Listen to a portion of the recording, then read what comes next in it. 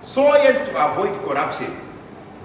Each and every country must have a population census in order to sharing of resources accordingly, and the government should have powers of controlling minerals so that our African currents can sustain.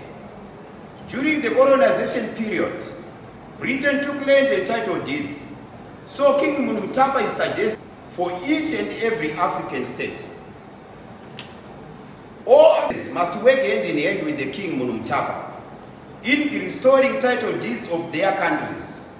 They must have one advisor from King Munumtapa, working together with the presidents and chiefs.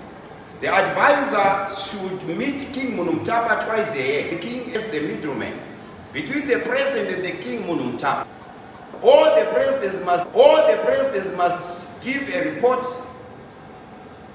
Chiefs must of people, and they must not be included in politics. All the politicians must respect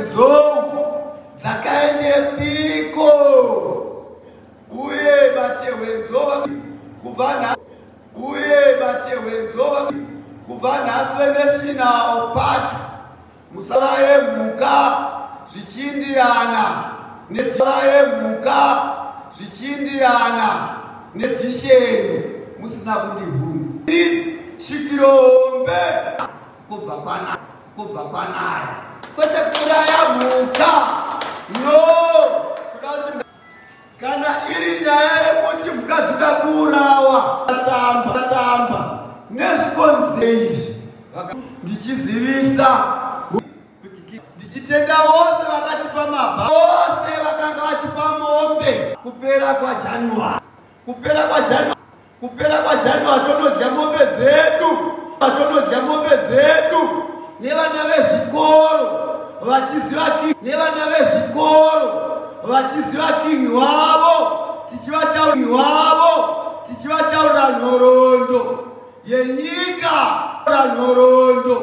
yenyika kuti king wezimbabwe avapo. Ndinotenda mapresident enyika dzose akasaina agreement iyo, asi yasainwa ndine runyeku yakandwa wemutapafa chada kuzoita investigation after ndaendesai vakazoita mutapa funds ndichada kunzwa kuti iri kufamba sei, ndo mari yenherera, ndo mari yemapofu inobva muhomwe yakimwe nemutapa ichauya kumayo. Saka ndinoti vese vakanga vaiswa nhau yemutapa funds iri kupiwa mari nenyika dzose aiwa, asina kushata kuita mutapa funds aiwa tisakaita, asi racho ngazichiita transparency zviuye kumwene wazvo, toita madirector anozviisu zvishoma. Ndanchimoti bepa